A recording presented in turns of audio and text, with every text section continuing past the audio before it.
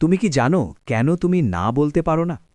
কারণ তুমি ভাবো হ্যাঁ বললে তারা থাকবে। আমি জানি অ্যাগ্রি করাটা সেফার মনে হয়। তোমার মনে হয় যদি না বলো তারা চলে যাবে। এটা ভয়ের ব্যাপার। আমিও এর মধ্য দিয়ে গেছি বহুবার। কিন্তু শোনো, এটাকে বলে ফিয়ার অফ অ্যাব্যান্ডনমেন্ট। তোমার ব্রেন শিখে গেছে যে কনফ্লিক্ট মানে রিজেকশন। তাই যখনই কেউ কিছু চায় তোমার ব্রেন ভাবে আমি না বললে হারিয়ে ফেলব।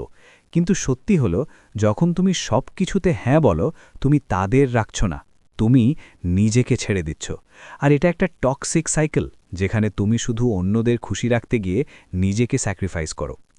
২১ বছর বয়সেও আমি এই ভুলটা করেছিলাম। যারা আমার সময়কে রেসপেক্ট করত না তাদেরও হ্যাঁ বলেছি। ভেবেছিলাম এটাই ভালোবাসা, কিন্তু এটা ছিল শুধু ভয়। আমি শিখেছি কঠিনভাবে যে বাউন্ডারিজ আসলে রেসপেক্ট তৈরি করে। না বললে মানুষ দূরে যায় না, এটা শেখায় তোমাকে কিভাবে ট্রিট করতে হবে।